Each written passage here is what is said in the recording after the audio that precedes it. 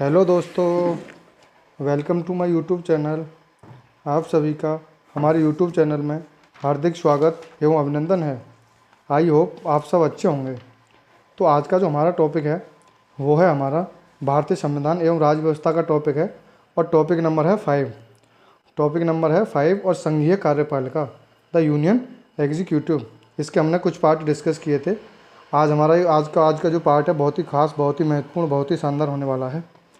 और आज का जो टॉपिक डिस्कस करने से पहले आज का जो हमारा मोटिवेशन कोड है, जब दुनिया हमें कहती है हार मान लो, जब दुनिया कहती है जब दुनिया हमें कहती है कि हार मान लो, उस समय उम्मीद हमें कान में कहती है, उस समय उम्मीद हमें कान में कहती है एक बार और कोशिश कर ले। यानी जब हमें उम्मीद जो होती है एक बार हमारे कान में कहती है कि एक बार और कोशिश कर ले। तो अपने टॉपिक पर चलते हैं। यानी संघीय कार्यपालिका का हम टॉपिक डिस्कस कर रहे थे। हमने इसमें कुछ डिस्कस किया था और बाकी हम इसको डिस्कस करने वाले हैं। आज हम डिस्कस करने वाले हैं राष्ट्रपति की वीटो शक्तियाँ। राष्ट्रपति की क्या क्या वीटो शक्तियाँ हैं उसको हम डिस्कस करने वाले हैं। वीटो जो है लैटिन भाषा का शब्द है जिसका अर्थ है रोकना। यानी वीटो जो है लैटिन भाषा का शब्द है जिसका अर्थ है रोकना। भारतीय संविधान द्वारा राष्ट्रपति को स्पष्टतः वीटो शक्ति प्रदान नहीं की गई है, किंतु संवैधानिक परंपरा के रूप में राष्ट्रपति को अधोलिखित 3 प्रकार की वीटो शक्तियाँ प्राप्त हैं। यानी राष्ट्रपति को 3 प्रकार की वीटो शक्तियाँ प्राप्त हैं संवैधानिक परंपरा के रूप में। नंबर 1 है अत्यंतिक वीटो, यानी यह है एब्सोल्यूट वीटो। जब किसी विधेयक पर राष्ट्रपति अपनी अनुमति नहीं देता है तब विधेयक का अस्तित्व समाप्त हो जाता है। इसे अत्यंतिक वीटो या पूर्ण वीटो कहा जाता है। सामान्यतः इस वीटो शक्ति का प्रयोग गैर सरकारी विधेयकों के संबंध में किया जाता है। सरकारी विधेयकों के संबंध में इस शक्ति का प्रयोग तब संभव है जब विधेयक को पारित करने वाली सरकार विधेयक पर राष्ट्रपति की अनुमति के पूर्व अपना त्यागपत्र दे देती है तथा नई सरकार विधेयक पर अनुमति न देने की राष्ट्रपति से सिफारिश करती है। ध्यातव्य है कि राष्ट्रपति को अत्यंतिक वीटो शक्ति मंत्रिमंडल के इच्छाधीन होती है। यानी राष्ट्रपति की जो अत्यंतिक वीटो शक्ति है वो मंत्रिमंडल के इच्छाधीन होती है। सर्वप्रथम इस शक्ति का प्रयोग 1954 में पेप्सू विनियोग विधेयक के मामले में भारत के राष्ट्रपति डॉक्टर राजेंद्र प्रसाद द्वारा किया गया था।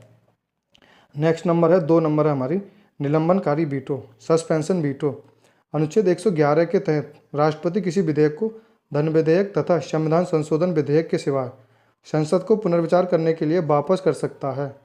लौटाए जाने का प्रभाव सिर्फ अनुमति का निलंबन होता है, क्योंकि संसद द्वारा पुनः पारित कर दिए जाने पर राष्ट्रपति अनुमति देने के लिए बाध्य होता है, अतः इसे निलंबनकारी वीटो कहा जाता है। इस शक्ति का प्रयोग सर्वप्रथम 1991 में राष्ट्रपति वेंकट रमन ने संसद सदस्यों के वेतन भत्ते तथा पेंशन यानी संशोधन विधेयक के संबंध में किया था। तत्पश्चात 1997 में डॉक्टर KR नारायणन ने उत्तर प्रदेश और बिहार में राष्ट्रपति शासन लगाने संबंधी प्रस्ताव के संबंध में तथा 2006 में डॉक्टर APJ अब्दुल कलाम ने सांसद अयोग्यता निवारण संशोधन विधेयक के संबंध में इस शक्ति को पारित किया था। इसी में है धन विधेयक के मामले में राष्ट्रपति निलंबनकारी वीटो का प्रयोग नहीं कर सकता है, किंतु धन विधेयक को राष्ट्रपति अपनी स्वीकृति दे सकता है या उसे रोक कर रख सकता है, परंतु संसद को पुनर्विचार के लिए नहीं भेज सकता है। सामान्यतः राष्ट्रपति धन विधेयक पर अपनी स्वीकृति दे सकता है, क्योंकि संसद में उसकी पूर्वानुमति से ही यह विधेयक प्रस्तुत किया जाता है। नेक्स्ट है हमारा जेवी वीटो, यानी जेवी वीटो इसको बोलते हैं, पॉकेट वीटो भी बोलते हैं इसको। संविधान के तहत किसी विधेयक पर राष्ट्रपति द्वारा अनुमति देने या ना देने के लिए किसी समय सीमा पर का प्रश्न नहीं है। अतः जब राष्ट्रपति किसी विधेयक पर अपनी अनुमति नहीं देता है या पुनर्विचार के लिए संसद को वापस नहीं करता है तब वह जेवी वीटो शक्ति का प्रयोग करता है। इस शक्ति का प्रयोग सर्वप्रथम राष्ट्रपति ज्ञानी जेल सिंह ने 1986 में भारतीय डाक संशोधन विधेयक के संबंध में किया था। ध्यातव्य है कि यह राष्ट्रपति द्वारा स्वेच्छा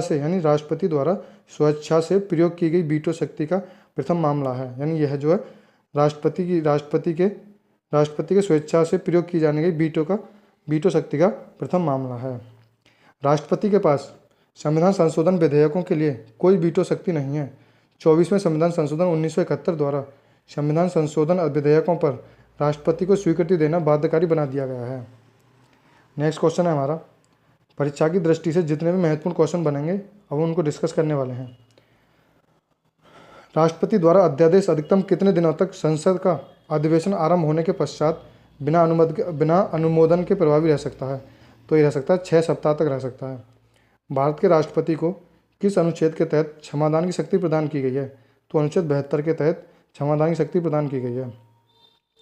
राष्ट्रपति द्वारा अपनी क्षमादान की शक्ति का प्रयोग किन मामलों में किया जा सकता है?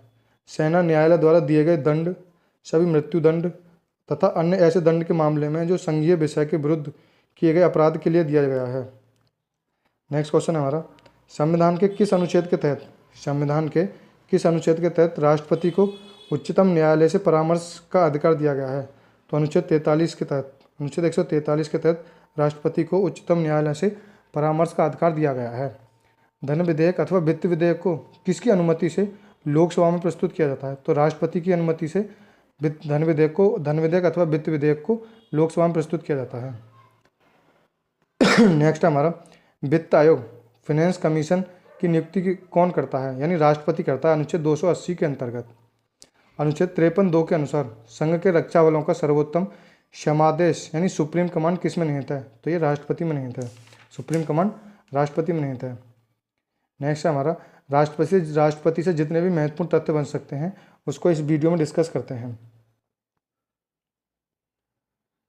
20 जुलाई 2017 को राष्ट्रपति पद के 15वें चुनाव में श्री रामनाथ कोविंद को देश का नया राष्ट्रपति चुना गया है। यानी 20 जुलाई 2017 को 13वें राष्ट्रपति के रूप में चुनी जाने वाली श्रीमती प्रतिभा देवी सिंह पाटिल भारत की पहली महिला राष्ट्रपति थी। नेक्स्ट हमारा, 1969 में राष्ट्रपति चुनाव में अंतःकरण की आवाज़ पर खुला मतदान हुआ था। इसमें निर्दलीय प्रत्याशी बीबी गिरी ने कांग्रेस के अधिकृत प्रत्याशी नीलम संजीव रेड्डी को पराजित किया था। नीलम संजीव रेड्डी भारत के ऐसे राष्ट्रपति हैं जो लोकसभा के अध्यक्ष भी थे। यानी नीलम संजीव रेड्डी भारत के ऐसे राष्ट्रपति हैं जो लोकसभा के अध्यक्ष भी थे। नेक्स्ट है हमारा, भारत में कार्यकारी राष्ट्रपति के रूप में बीबी गिरी डॉक्टर जाकिर हुसैन की मृत्यु के कारण, एम हिदायतुल्ला बीबी गिरी द्वारा त्यागपत्र के कारण तथा बीडी जत्ती फखरुद्दीन अली अहमद की मृत्यु के कारण कार्य किया था। भारत में जो कार्यकारी राष्ट्रपति के पद में काम किया था ये थे बीबी गिरी, जिन्होंने डॉक्टर जाकिर हुसैन की मृत्यु के कारण काम किया था। एम हिदायतुल्ला इन्होंने बीबी गिरी के त्यागपत्र के कारण किया था। और बीडी जत्ती इन्होंने फखरुद्दीन अली अहमद की मृत्यु के कारण कार्य किया था। समान नागरिक संहिता को लेकर भारत के प्रथम राष्ट्रपति डॉक्टर राजेंद्र प्रसाद तथा प्रधानमंत्री जवाहरलाल नेहरू के मध्य मतभेद पैदा हुआ था। नेक्स्ट क्वेश्चन हमारा, सर्वप्रथम ज्ञानी जेल सिंह ने तत्कालीन प्रधानमंत्री राजीव गांधी से मतभेद के कारण भारतीय डाक संशोधन विधेयक 1986 के संबंध में जेबी वीटो का प्रयोग किया था।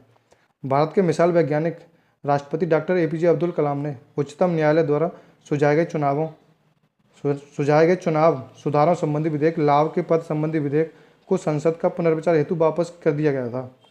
नेक्स्ट है हमारा, राष्ट्रपति के रूप में डॉक्टर राजेंद्र प्रसाद ने सबसे लंबी अवधि 1950 से 1962 तक तथा डॉक्टर जाकिर हुसैन कार्यकारी यानी राष्ट्रपति छोड़कर सबसे कम अवधि 1 वर्ष 11 दिन तक कार्य किया था। यानी सबसे लंबा जो अवधि थी डॉक्टर राजेंद्र प्रसाद की थी और सबसे कम जो अवधि थी डॉक्टर जाकिर हुसैन की थी, उनका 1 वर्ष और 11 दिन का था। राष्ट्रपति के पद के लिए अब तक कुल 15 चुनाव हुए हैं। अतः श्री रामनाथ कोविंद क्रमांक के अनुसार भारत के 15वें राष्ट्रपति हैं, किंतु डॉक्टर राजेंद्र प्रसाद 2 बार राष्ट्रपति चुने गए थे। अतः व्यक्ति क्रम के अनुसार वह 14वें राष्ट्रपति हैं। वैसे कार्यवाहक राष्ट्रपतियों को भी यदि लिया जाए तो अब तक कुल 17 व्यक्ति को राष्ट्रपति का पद ग्रहण किया गया है। और प्रेजेंट में आने वाले जो वर्तमान में अभी हमारे राष्ट्रपति हैं वो हैं द्रौपदी मुर्मू, अभी हमारी वर्तमान में राष्ट्रपति हैं। तो ये थे हमारे आज की वीडियो के क्वेश्चन। आई होप आपको हमारी वीडियो अच्छी लगी होगी। यदि आपको हमारा लेक्चर अच्छा लगा हो तो लाइक करें, कमेंट करें और ज़्यादा से ज़्यादा अपने दोस्तों में शेयर करें। और अभी तक हमारे चैनल पर नए हैं तो हमारे चैनल को सब्सक्राइब करें, बेल आइकन को क्लिक करें, जिससे कि आने वाली हर एक जानकारी, हर एक नोटिफिकेशन आपको समय अनुसार मिल सके। Thank you guys. जय हिंद, जय भारत।